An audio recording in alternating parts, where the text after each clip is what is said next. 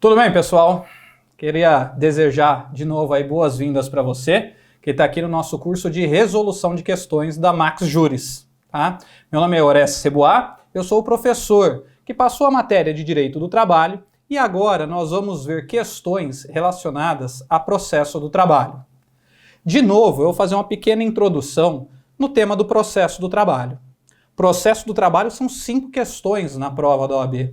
Foi como eu falei lá no comecinho em Direito do Trabalho. Aliado Direito do Trabalho e Processo, temos 11 questões. Se você se dedicar para estudar, tenho certeza que você consegue acertar aí 10 questões. Ou seja, 1/4 do que você precisa para ser aprovado, 25% das questões aí que você precisa acertar para passar para a segunda fase, podem ser acertadas em Direito do Trabalho e Processo do Trabalho. Por isso o tema é extremamente relevante. E eu vou confessar, não é uma matéria que é tão difícil.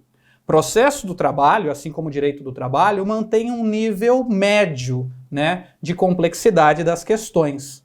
Alguns temas são mais abordados e outros temas particulares acabam caindo eventualmente. Mas o que vem caindo muito nas últimas provas, e isso você pode analisar do exame 25 para frente, é a reforma trabalhista. A reforma trabalhista ela surge lá em 2017, aprovada na Lei 13.467, e que transforma aí diversos institutos de processo do trabalho. São várias alterações na CLT e essas alterações são sim cobradas na prova da OAB. Quando tem questão sobre reforma trabalhista, normalmente, em Direito do Trabalho, vem a data do contrato de trabalho dessa pessoa, do trabalhador, do empregado. Então, em Direito do Trabalho, basta analisar data de admissão ou de celebração de normas coletivas para você se atentar que a questão está relacionada a um tema da reforma. Com relação ao processo do trabalho, como a reforma atinge todos os processos em andamento, ressalvadas algumas particularidades, aqui em processo do trabalho, via de regra, não há tanta indicação de datas, de data de distribuição da ação ou de andamentos processuais. Porém, sempre que tiver essa data, fica aqui minha indicação que nós vamos tratar sim da reforma trabalhista. Beleza? Então, vamos resolver a questão de processo do trabalho, que eu tenho tranquilidade em falar, que você vai conseguir acertar todas as questões aqui e que muitas dessas questões vão se repetir na prova do exame 32, tá? A Max Juris está fazendo um curso extremamente completo para que você se prepare da melhor forma possível para o próximo exame da OAB, o exame 32 que vai acontecer em breve. Beleza? Então vem comigo e vamos analisar aí as questões de processo do trabalho. Então a gente começa falando de um tema que é competência. A competência da Justiça do Trabalho ela é questionada vez ou outra. Recentemente tivemos uma questão. É importante apenas a gente abordar essa questão para você ter uma ideia sobre essa competência. Tá? Vem aqui comigo. Na questão número 1, tá? Lembrando, claro, para vocês aí, que o material está aqui embaixo, tá? E aqui nas informações do vídeo você consegue acesso ao link em que está a apostila da Max Juris, a apostila de questões da Max Juris para esse curso de resolução aqui pelo YouTube, com transmissão pelo YouTube. E aqui você consegue o acesso a essa apostila e pode acompanhar, resolvendo primeiro os exercícios para depois conferir as respostas ou analisando de forma simultânea com nossos professores aqui, beleza? Então, vem comigo na questão número 1. Fala assim, considere as situações a seguir. Então, temos 4 situações aqui, ó. 1. Vitor é um artista mirim e precisa de autorização judicial para poder participar de uma peça cinematográfica como ator coadjuvante. Então, o Vitor quer uma autorização da justiça para trabalhar como ator coadjuvante aqui. Precisa de uma autorização judicial para prestar serviços, na condição de ator coadjuvante, ator mirim. Item 2. Fala, a empresa FFX Limitada foi multada por um auditor fiscal do trabalho e deseja anular judicialmente o auto de infração alegando vícios e nulidades. Então ela não estava cumprindo a legislação trabalhista, foi autuada por um auditor fiscal do trabalho e agora quer buscar a anulação dessa autuação. Item 3. O empregado Regis teve concedido pelo INSS auxílio doença comum, mas entende que deveria ser auxílio-doença acidentário, decorrente de um acidente de trabalho, né, de uma doença ocupacional. Daí porque pretende a conversão do benefício. Chamo a atenção aqui que numa ação de conversão de benefício, né, de auxílio-doença comum para acidentário, a ação não é contra a empresa, e sim contra o INSS. A empresa apenas responderia por verbas indenizatórias desse acidente de trabalho, mas não é ela que cabe fazer o enquadramento do benefício previdenciário. Tá? Então a ação do item 3 é contra o INSS. 4. Joilson, advogado, foi contratado por um cliente para ajuizamento de uma ação de despejo, mas esse cliente não pagou os honorários contratuais que haviam sido acertados. Diante da norma de regência acerca da competência, assinale qual opção, né? Assinale a opção que indica quem deverá entrar na Justiça do Trabalho. Então temos a seguinte situação: um ator mirim que quer uma autorização para trabalhar, uma empresa que quer questionar uma autuação do Ministério do Trabalho, um empregado que quer a conversão do benefício e um trabalhador autônomo, Joilson, advogado, vamos deixar bem claro aqui, advogado, trabalhador autônomo aqui, tá? Autônomo, que quer cobrar os honorários que foram pactuados. Então, quem vai entrar com a ação? Vitor e Joilson. Regis, empresa FFX. Vitor e Regis, apenas a empresa FFX. Então temos letra A, Vitor e Jonilson. Letra B, Regis e a empresa FFX. Letra C, Vitor e Regis. E letra D, apenas a empresa. Vamos voltar aqui. Olha, Vitor é um artista mirim. Ele quer uma autorização judicial para poder trabalhar como ator mirim. Ele vai na Justiça do Trabalho? Não. No caso de Vitor, se ele quiser essa autorização para prestar serviços como ator mirim, ele não vai na Justiça do Trabalho. Ele vai lá no juizado da infância, né? A CLT fala em juiz de menor, mas não é hoje a denominação adequada. Juizado da infância e da juventude. Então, Vitor não será na Justiça do Trabalho. A empresa FFX foi multada e quer questionar essa multa. Veja, toda vez que uma empresa for multada porque não está cumprindo as regras da legislação trabalhista, então descumpriu aí o regime de contratação, não assinou a carteira dos trabalhadores, tem acesso de jornada, não cumpre regras de segurança, a empresa pode ser autuada. E sendo autuada por conta desses descumprimentos, às vezes ela pode entender que ela quer questionar essa autuação. Exemplo aqui, por exemplo, né, um questionamento sobre cumprimento de cotas de aprendizes, de pessoas com deficiência, ela acha que ela tem razão. Então ela vai entrar na justiça. Nesse caso, sim, está lá no artigo 114, inciso 7 da Constituição Federal, que cabe à Justiça do Trabalho julgar as penalidades administrativas. Então, artigo 114, inciso 7, fala penalidades administrativas. Eu sugiro você gravar no seu material aí, colocar multas da Secretaria do Trabalho. Antigamente era Ministério do Trabalho, atual Secretaria do Trabalho. Então, as multas aplicadas pela Secretaria do Trabalho são questionadas na Justiça do Trabalho. Empresa FFX, ok.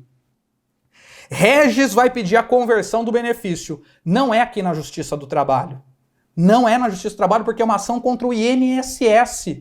Então ele vai pleitear isso lá na Justiça Estadual, que compete aí o julgamento das ações que versem sobre acidente de trabalho em face do INSS, artigo 109 da Constituição. Então Regis não é na Justiça do Trabalho.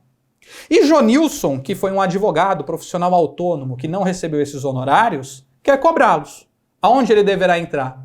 Muita gente pensou, na Justiça do Trabalho, porque ele é autônomo, é um advogado, mas não.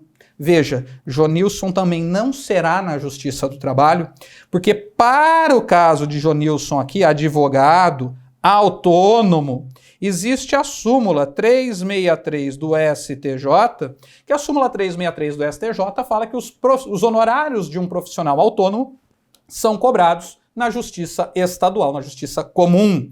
Portanto, aqui a gente tem que apenas a empresa FFX será responsável, poderá, né, ingressar com a ação na Justiça do Trabalho. Beleza? Eu ressalto aqui que toda vez que falarmos de competência material da Justiça do Trabalho, corre lá no artigo 114 da Constituição Federal. É ela que trata todas as matérias que pode uma pessoa ingressar na Justiça e debater pleiteando uma tutela judicional do Poder Judiciário Trabalhista. Então, artigo 114 que define questões de relações de trabalho, conflitos de greve, representação sindical, dano moral e dano material. Aqui eu ressalto, inclusive, a súmula 392 do TST, porque em ações de dano moral e dano material, inclusive com relação aos herdeiros e sucessores. Então, supondo que um trabalhador faleça, né, num acidente de trabalho, quem se sentir lesado por isso, herdeiro ou sucessor, poderá entrar com ação trabalhista para pleitear eventuais danos morais. Beleza?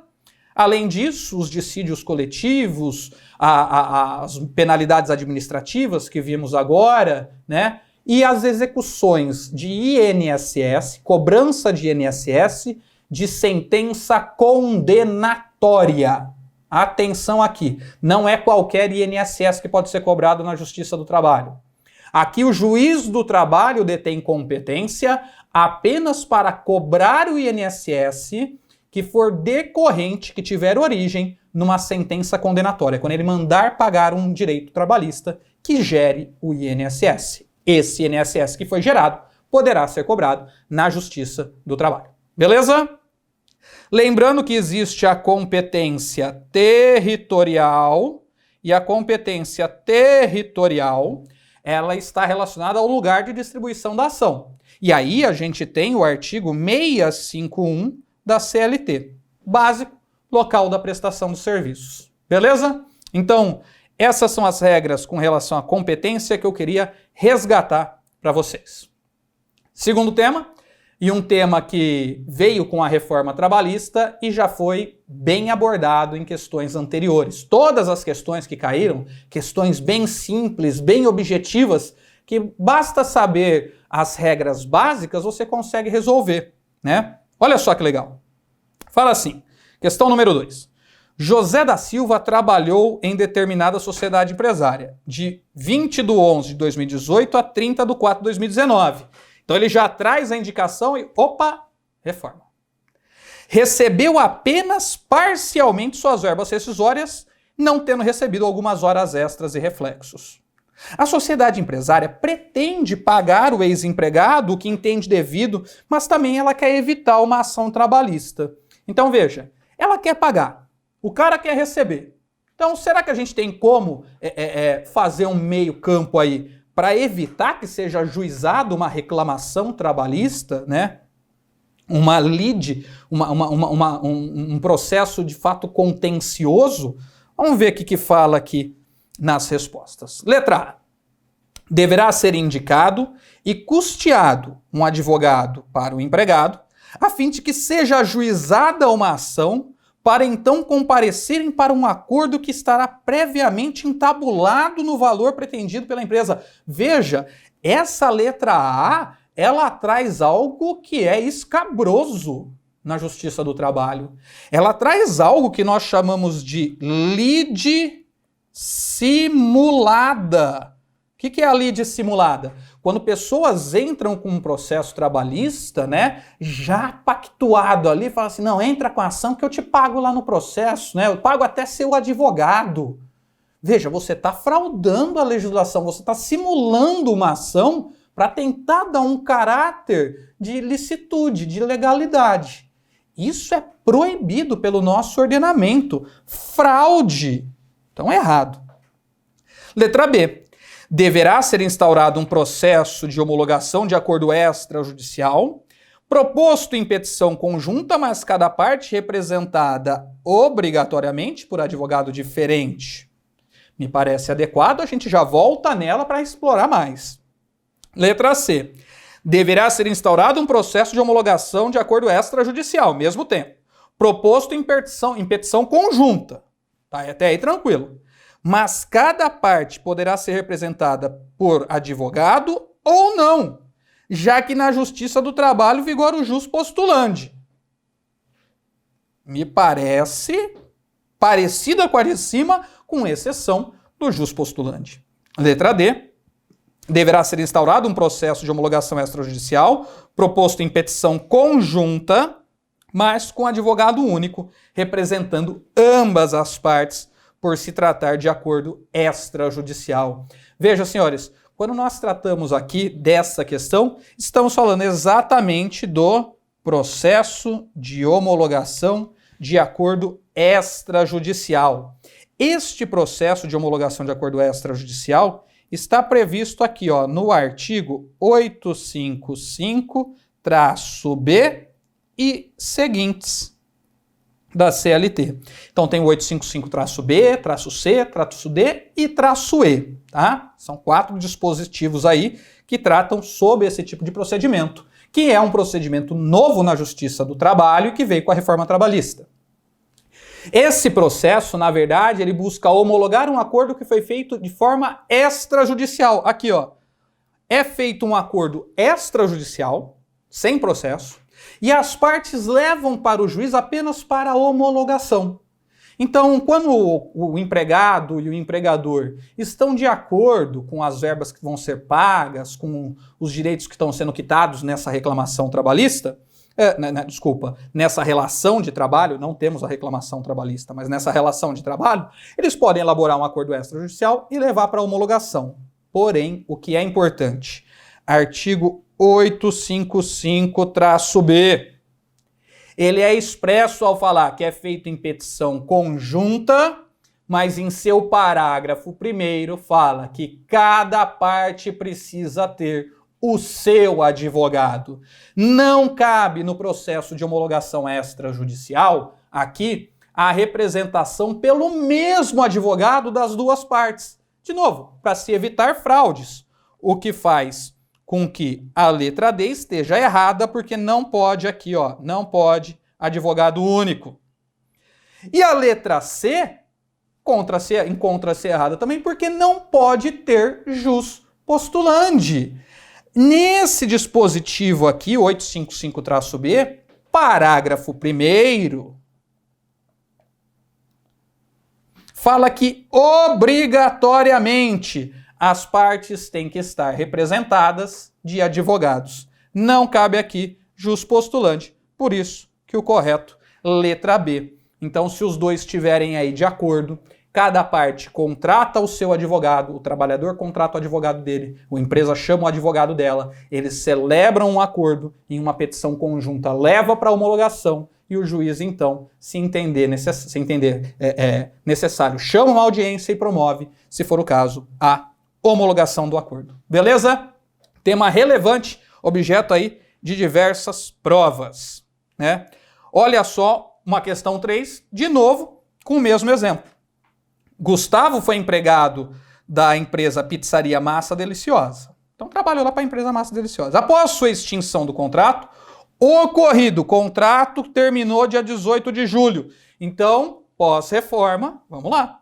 As partes dialogaram, confeccionaram um termo de acordo extrajudicial que levaram a Justiça do Trabalho para homologação. O acordo em questão foi assinado pelas partes, legal, porque as duas partes têm que assinar, por um advogado comum às partes. Eu posso ter o mesmo advogado representando as duas partes numa homologação de acordo extrajudicial? De forma alguma. Cada parte tem que ter o seu advogado, né?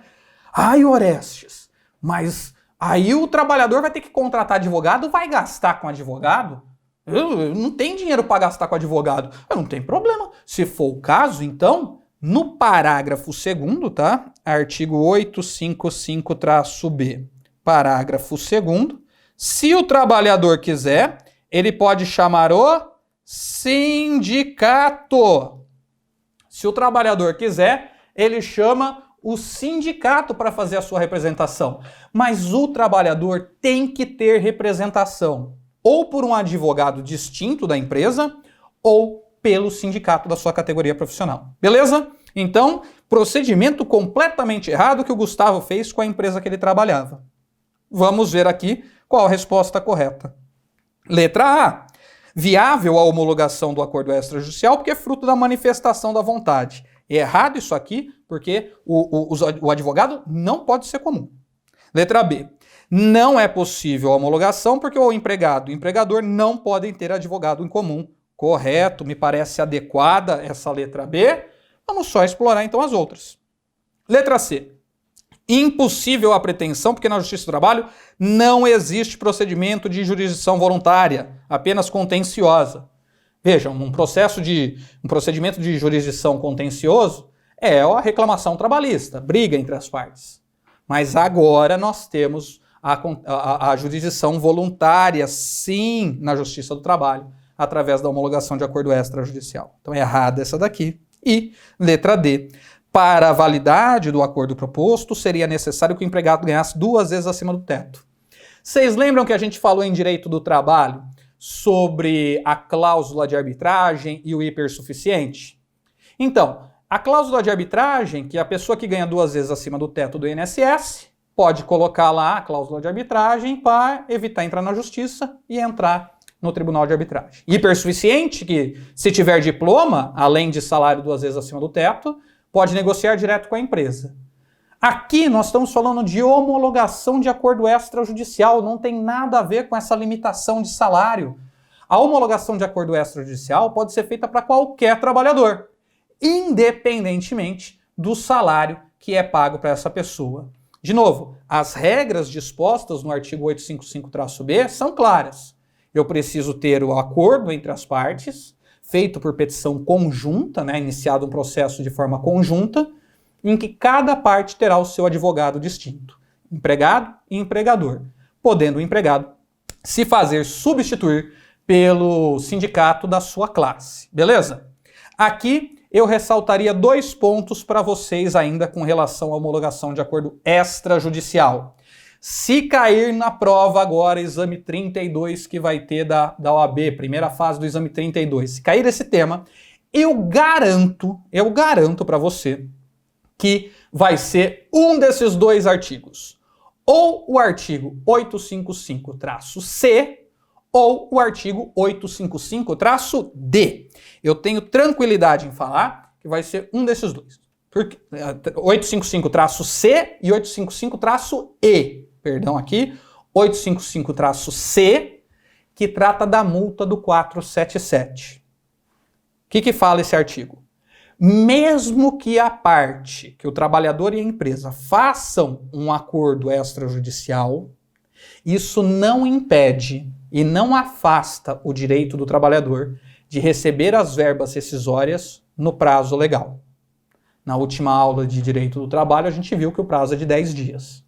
Então, mesmo que a empresa faça um acordo com o empregado para parcelar as verbas, para pagar daqui a um tempo, isso não afasta o direito do empregado a receber a multa do 477. Gravem isso, artigo 855-C, de casa. Também eu chamo a atenção para o artigo 855-E, escola. Então, o que fala o artigo 855-E da CLT?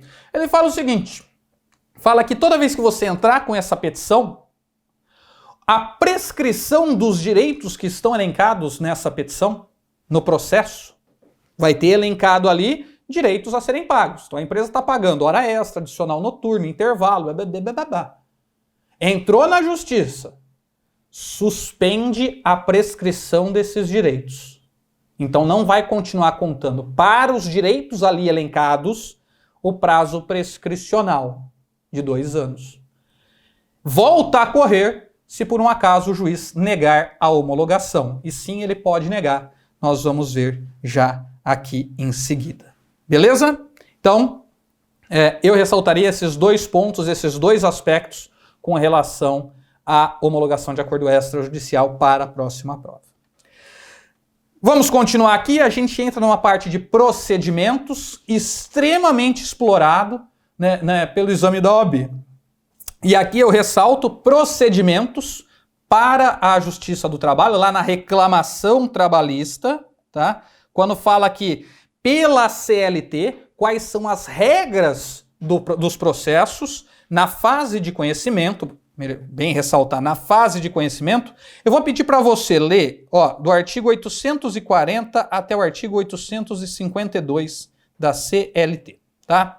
Artigo 840 até 852 da CLT, ele trata do procedimento das reclamações trabalhistas e, eventualmente, outros processos seguirão este mesmo procedimento, como é o caso dessa pergunta aqui, beleza? Então, olha só que legal. Questão 4 envolve uma questão de uma ação civil, mas distribuída na Justiça do Trabalho, aonde ele pede para se observar as regras da CLT, ou seja, as regras previstas nesses artigos. Olha só. Uma sociedade empresária ajuizou ação de consignação em pagamento em face do seu ex-empregado, com o objetivo de realizar o depósito das verbas resilitórias devidas ao trabalhador e obter a quitação judicial. Então, quando um empregado some ou quando o empregado falece e a empresa não sabe para quem pagar, ela pode ingressar com ação de consignação em pagamento, está lá no artigo 539 do CPC, e aplicável à Justiça do Trabalho, claro, por força do artigo 769 da CLT. Então, aplico as regras do CPC quando não tiver regra expressa na CLT, desde que tenha compatibilidade de princípios. E a ação de consignação é uma dessas regras. Então, a empresa entrou com essa ação lá. No dia designado para a audiência una, a empresa não compareceu, olha só, no dia designado para a audiência una, teve uma audiência una. A empresa não compareceu nem justificou. Só o ex-empregado que apareceu lá. Indique. E aqui está a grande sacada, de acordo com a CLT. De acordo com a CLT. O instituto jurídico que ocorrerá em relação ao processo. Então nós queremos saber o que vai acontecer com esse processo de acordo com a CLT. E aqui foi uma questão que muita gente não prestou atenção. Na ação de consignação em pagamento aqui, a empresa, a ex-empregadora, é a autora da ação. Então foi ela que ingressou com a ação em face do empregado. Nessa ação, o empregado é o réu. O ex-empregado é o réu e a empresa é a autora. Normalmente a gente tem o contrário, Numa reclamação trabalhista, o trabalhador ingressando com a ação como autor, reclamante, e a empresa respondendo como ré. Mas não aqui. Aqui, quem é a autora é a empresa.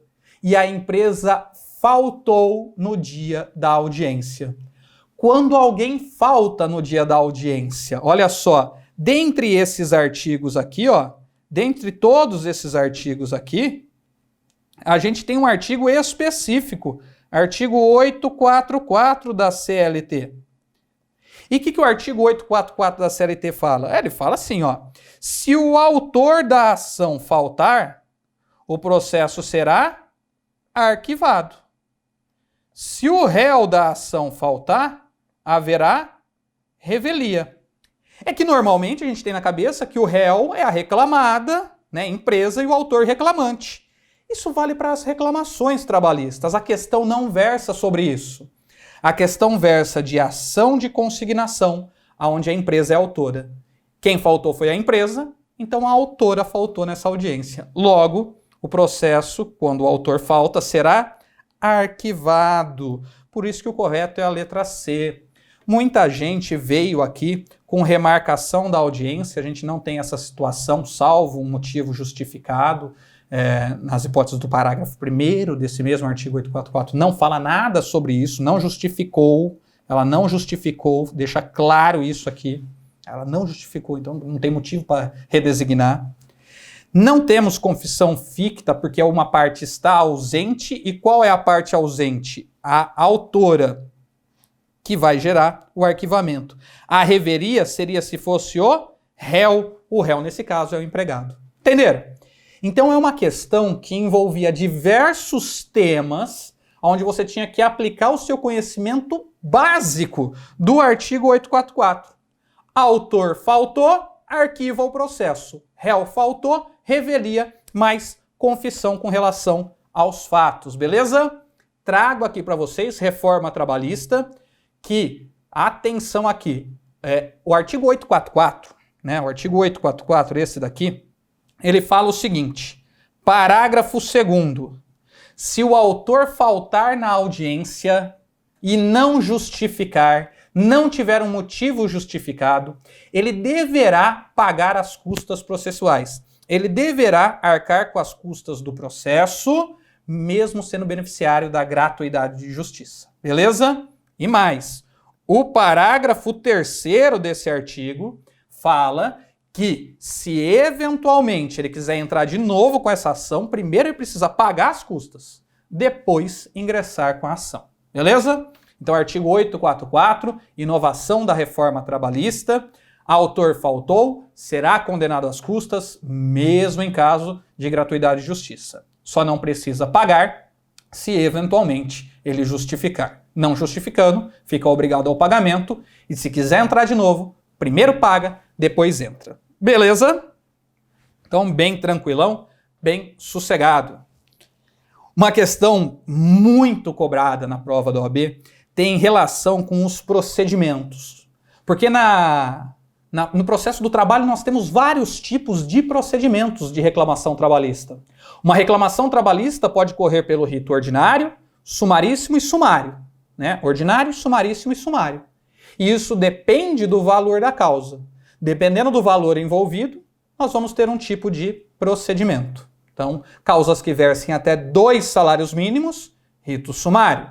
Causas que versem até 40 salários mínimos, rito sumaríssimo. E causas acima de 40 salários mínimos, rito ordinário. Essa é a regra básica. Mas essa questão traz uma particularidade que vocês vão lembrar agora. Olha só.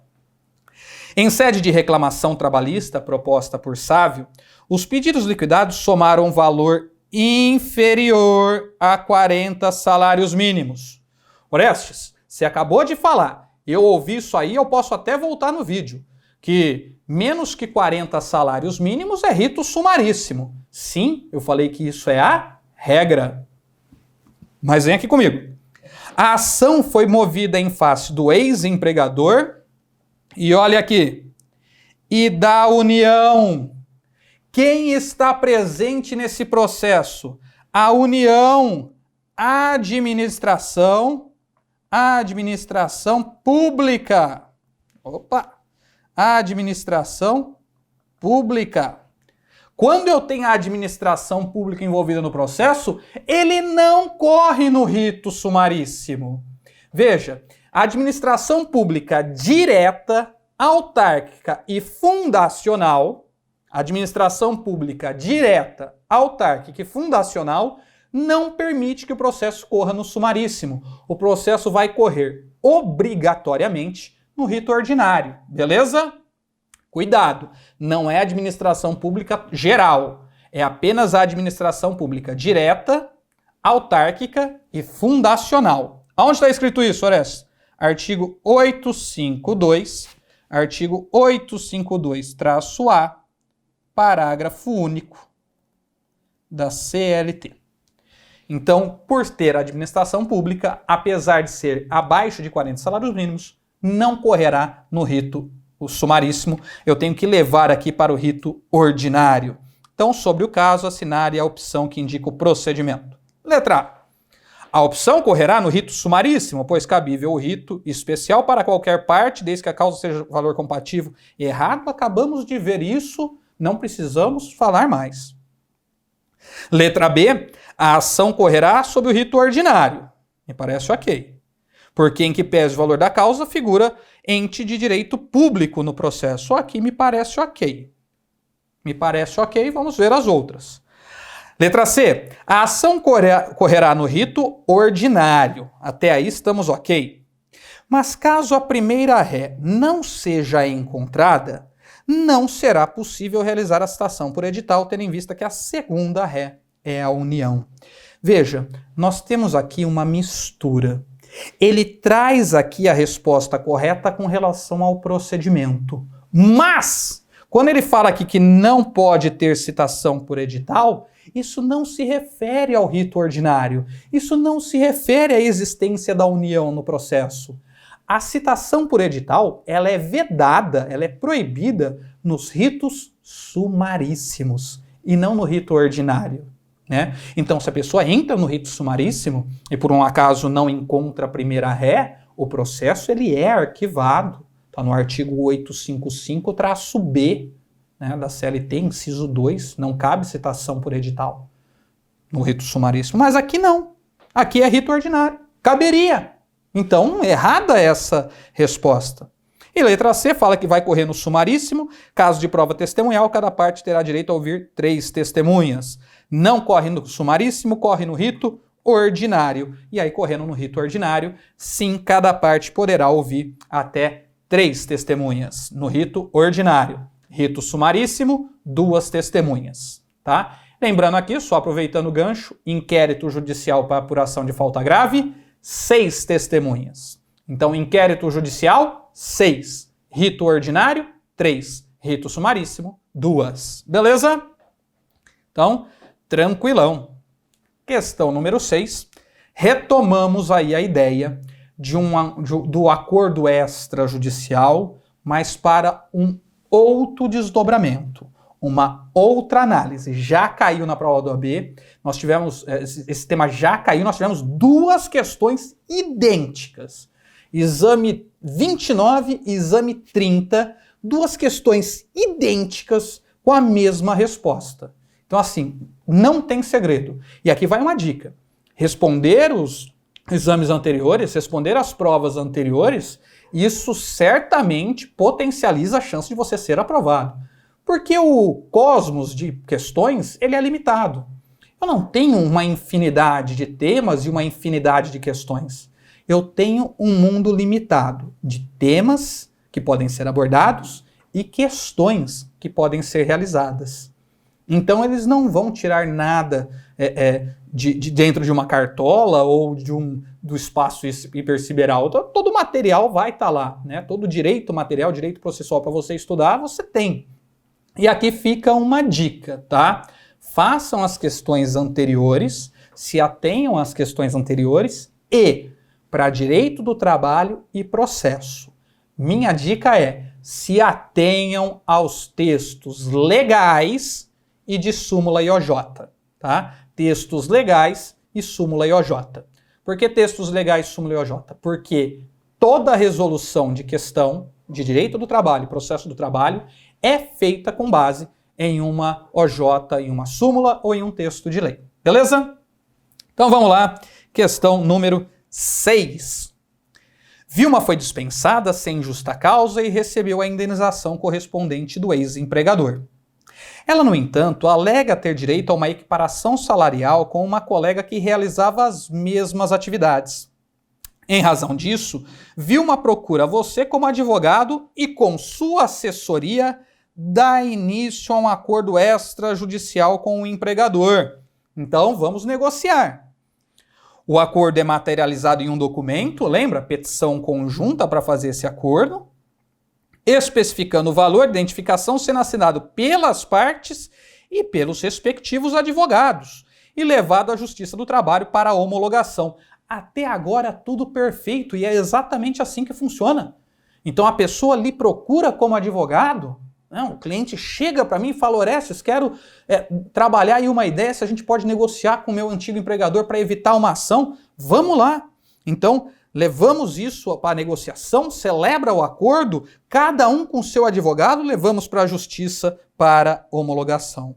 Mas olha só, contudo, a juíza do caso nega-se a homologar o acordo, argumentando que ele seria lesivo à trabalhadora, proferindo decisão nesse sentido. Diante disso, de acordo com o texto da norma, de acordo com a norma legal, assinale a opção que indique a melhor medida processual para você buscar a reforma da decisão. Então, nós estamos falando assim, olha só, tivemos a situação de uma trabalhadora que fez um acordo extrajudicial, tinha cada um a sua parte, foi levado para a homologação, até aqui está tudo perfeito. Só que a juíza falou: não, me parece que esse acordo é prejudicial para a trabalhadora e eu vou me negar a homologar. E aqui entra num ponto. O juiz pode se negar a homologar? Sim, o juiz pode se negar a homologar. Tanto um acordo extrajudicial, né, esse processo de jurisdição voluntária, como também um acordo feito em uma reclamação trabalhista, né? O empregado e o empregador estão litigando em uma ação trabalhista, né, já existente lá, existe o conflito, e eles chegam numa composição. O juiz pode também se negar a homologar nessa hipótese. Então, eu quero saber aqui, né, a pergunta fala, qual a medida processual para buscar a reforma da decisão? Vamos lá. Não há medida cabível por ser decisão interlocutória. A gente lembra que tem um princípio sobre isso, né? Princípio da irrecorribilidade das decisões interlocutórias. Letra B, recurso ordinário. Letra C, mandado de segurança. Letra D, novo pedido de homologação idêntico para outra vara.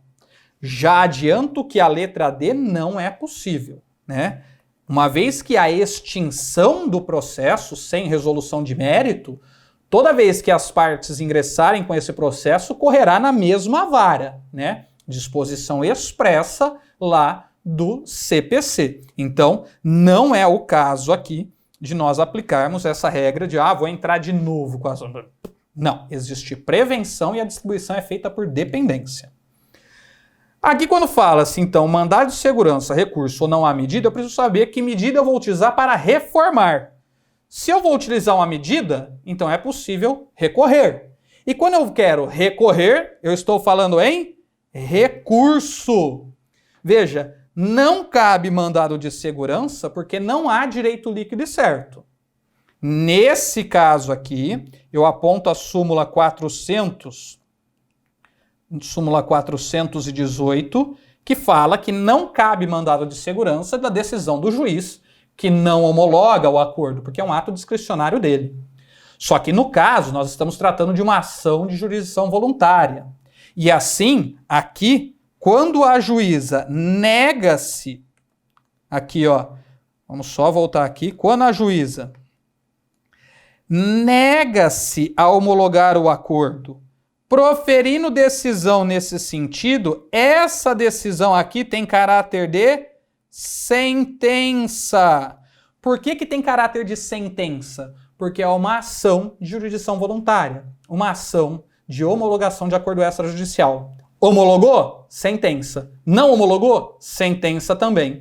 E nesse caso, se as partes não concordam com a sentença, caberá recurso ordinário. Artigo, olha só, vamos deixar aqui, artigo 895, inciso 1 da CLT. Não se trata, então, de decisão interlocutória, por isso a resposta correta, letra B.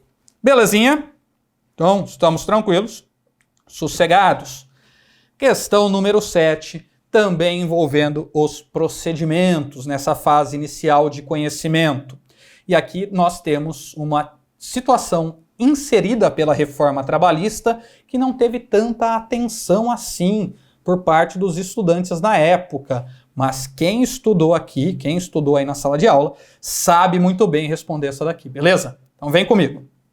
O réu, em sede de reclamação trabalhista, ajuizada em 20/4/2018. Então ele traz aqui uma data que já é ajuizamento posterior à reforma, então nós vamos aplicar as regras de reforma. Apresentou defesa no processo eletrônico. Então veja, o réu apresentou uma defesa no processo eletrônico, tá? No processo eletrônico, a qual não foi oferecida em sigilo. Ou seja, pelo fato de não ter sido oferecida em sigilo, o autor teve acesso a essa defesa. Feito o pregão, logo após a abertura da audiência, a parte autora manifestou interesse em desistir da ação. Sobre o pedido de desistência da parte autora, assinale a alternativa correta. Então olha só a situação. O trabalhador ingressou com a ação. A empresa vai lá e apresenta a defesa, sem sigilo, sem nada, junta os documentos e fala, olha, ele não tem direito por conta disso. O trabalhador, então, fica com receio de dar prosseguimento a esse processo, porque ele poderá ser condenado a custas e a honorários advocatícios, né? A gente sabe que haverá essas condenações, mesmo às vezes em caso de justiça gratuita, como no caso dos honorários. Então ele fica receoso de tocar o processo e pede para desistir desse processo. Peraí, a empresa já ofereceu a defesa? Ah, então saca só, artigo 841, parágrafo 3º da CLT. O que fala esse artigo, esse dispositivo inserido pela reforma trabalhista? Que uma vez que a empresa ofereceu a contestação, e não fala expressamente isso, mas certamente é o entendimento a ser dado, o trabalhador, o reclamante, teve acesso a essa defesa, ele só pode desistir do processo se ela concordar. Olha só que louco. Foi exatamente o que aconteceu. O réu peticionou, apresentou a defesa, sem sigilo. O autor pode ter visto isso daí e querer, quero desistir agora. Não, quero desistir. Então assinale a parte correta, assinale a alternativa correta aqui. O juiz deverá imediatamente homologar a desistência. Errado, acabamos de ver que precisa da anuência da reclamada. Letra B. Não é possível desistir da ação após a sua propositura. Errado também, porque é possível. É possível. Eu posso desistir da ação a qualquer momento. Só que se for depois que a defesa foi ofertada no processo eletrônico, eu preciso da anuência da empresa, da reclamada. Se for antes, não. Tá? Então eu posso desistir. Letra C. Oferecida a contestação, ainda que eletronicamente, o reclamante não poderá, sem o consentimento do reclamado, desistir da ação. Senhores, eu vou trazer de novo essa informação. É o texto de lei. É exatamente aquilo que está escrito no artigo 841, parágrafo 3º da CLT. Igualzinho, não tenho que pôr, o que tirar, é o texto da legislação. Por isso que eu falo e ressalto. É importante você ler esses textos. Tá? Correto, letra C. Só que passando, letra D. O oferecimento da defesa pelo réu em nada se relaciona às questões de desistência. Errado, porque a reforma trabalhista agora, ela relaciona e obriga ter a anuência da reclamada depois de ofertada a defesa. Beleza? Vamos finalizar aqui com mais 3 questões aí de processo do trabalho para fechar essa primeira parte da aula. Então, em 8 de março de 2019, temos aqui uma situação posterior à reforma. Ele deixa claro que essa audiência, ele deixa claro que a audiência ocorreu depois da reforma trabalhista, por isso a data é importante, é a data que aconteceu a audiência, tá? Que envolvia a sociedade empresária ABC SA. O juiz indagou a pessoa que se apresentou como preposto, se ela era empregada da empresa, recebendo como resposta que não. Então veja, a empresa mandou uma pessoa nessa audiência para representá-la e essa pessoa não era sua empregada. O juiz então manifestou seu entendimento de que a sociedade anônima deveria obrigatoriamente fazer-se representar por empregado, concluindo que a sociedade empresária não estava adequadamente representada. Então ele decretou a revelia, excluiu a defesa protocolada e sentenciou feito na audiência.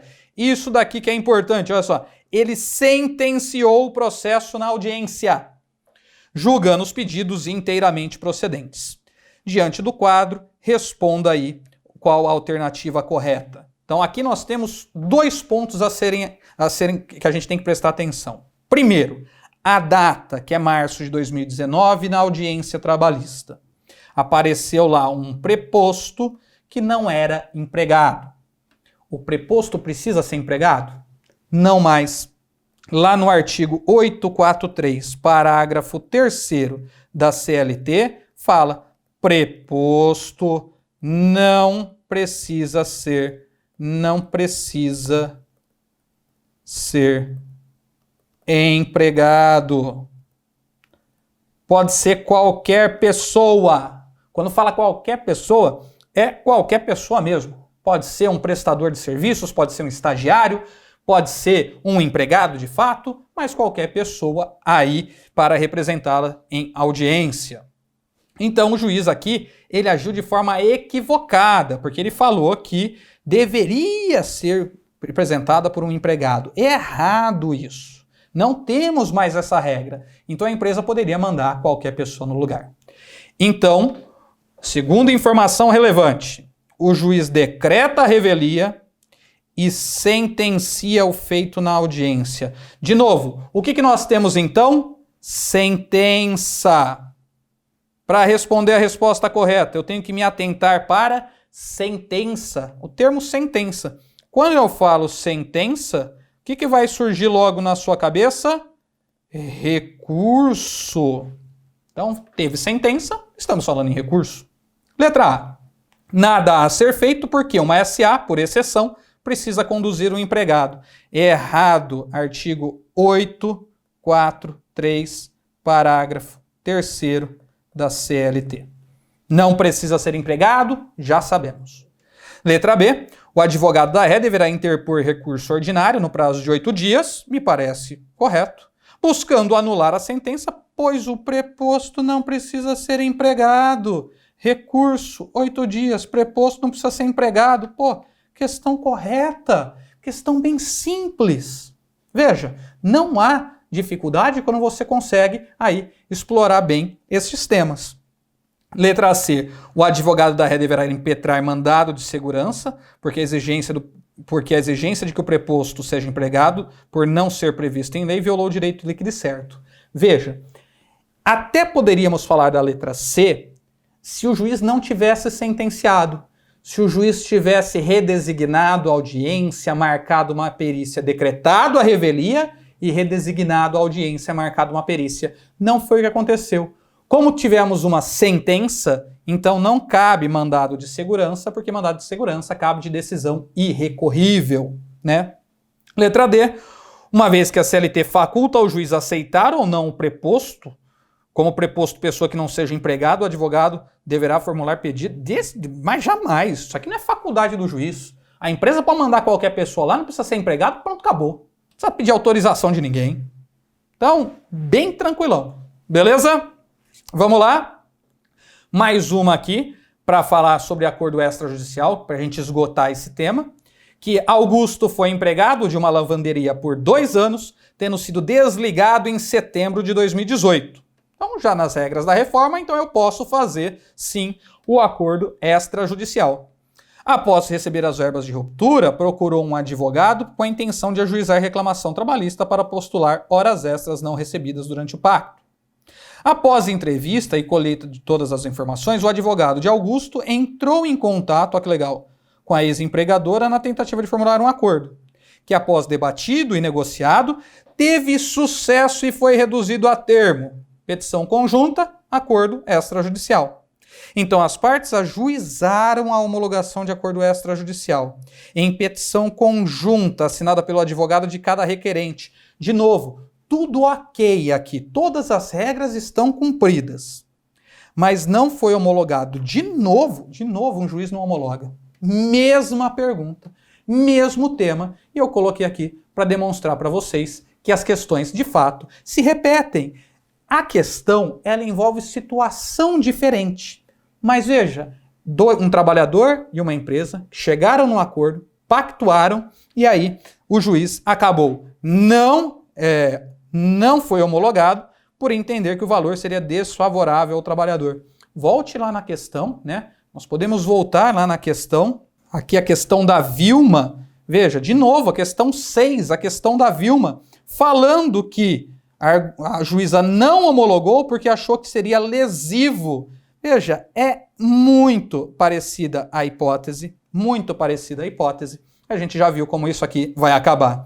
E aí o juiz extinguiu sem resolução do feito. Estamos falando em sentença. Sentença em um acordo extrajudicial. O que cabe? Acabamos de ver. Recurso ordinário. Essa você já gravou. Essa você já respondeu sem ver as respostas aqui. Quer ver? Letra A. Agiu corretamente o juiz porque não há previsão desse tipo na Justiça do Trabalho. Errado. Já passamos. As partes poderão interpor recurso ordinário que negou a homologação. Correto. Artigo 895, inciso 1 da CLT. Letra C. Augusto e seu empregador deverá propor novamente a ação, que deverá ser levada para outro juiz. Mesma resposta dada anteriormente. E letra D. Nada poderá ser feito porque o juiz não é obrigado a homologar. E aqui eu chamo a atenção. De fato, o juiz não é obrigado a homologar.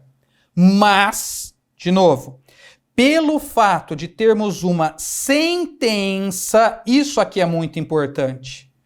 Pelo fato de ter uma sentença proferida, então temos a possibilidade do recurso. Por isso que no acordo na homologação de acordo extrajudicial, a decisão que indefere é passível de recurso, né? Numa reclamação trabalhista, seria uma decisão interlocutória e aí não caberia recurso de fato. Mas isso em reclamação trabalhista, são dois pontos distintos, tá? São dois pontos diferentes, dois momentos processuais diferentes. Por ser sentença, caberá sim o recurso ordinário, prazo de 8 dias. Para a gente finalizar hoje, uma questão que caiu recentemente na prova da OAB e que aborda teoria geral da fase de conhecimento, reclamação trabalhista. Fala assim: seu escritório foi contratado pela empresa Alumínio Brilhante Limitada para assisti-la juridicamente em uma audiência. Você foi designado para a audiência. Então, bora lá você para fazer essa audiência. Forneceram-lhe cópia da defesa e dos documentos. Você levou essas cópias na audiência. E afirmaram para você que tudo havia sido juntado nos autos do processo eletrônico. Então você estava tranquilo. Na hora da audiência, tendo sido aberta esta, bem como os autos eletrônicos, o juiz constatou que a defesa não estava nos autos, mas apenas os documentos. Alguma falha operacional não fez com que a defesa fosse juntada de forma eletrônica. Diante disso, o juiz facultou-lhe a opção de apresentar a defesa. Então você, nessa situação, que está lá na audiência, tem os documentos aqui, tem os documentos e a defesa não está no processo. Como você resolve essa situação? Então, letra A, eu entrego a defesa, entregar a cópia escrita que está em sua posse. Você vira para o juiz e fala: seu juiz, está aqui a cópia, se vira aí. Letra B, aduzir defesa oral em 20 minutos. Letra C, requerer o adiamento da audiência para entregar a defesa depois. Letra D, requerer a digitalização para a juntada no processo. Veja, basicamente duas questões aqui são idênticas, né? Duas respostas. Entregar a cópia escrita que está em sua posse e pedir a digitalização da defesa para juntar no processo é a mesma coisa. E isso não é possível. Hoje as defesas são inseridas no sistema PJE, o Processo Judicial Eletrônico. E essa defesa é feita de forma eletrônica. Então não cabe mais defesa aqui física em audiência. Eu não levo mais o papel para o juiz. Mas e se por um acaso não tiver defesa ali no momento da audiência, eu perceber que não está juntada a defesa? Então nesse caso o artigo 847 da CLT, ele faculta a você aduzir defesa oral no prazo de 20 minutos. Essa resposta se relaciona a um princípio do direito do trabalho, o princípio da oralidade. Então, o princípio da oralidade é onde atos processuais podem ser praticados de forma verbal, como a distribuição da ação, a defesa em audiência e as razões finais.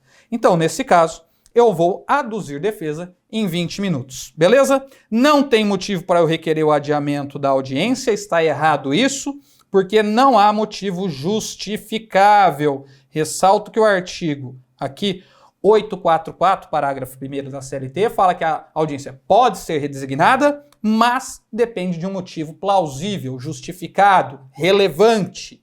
E não temos aqui como motivo justificado a ausência de defesa. Excelência, desculpa, não juntou a defesa. Aí abraço para esse cara.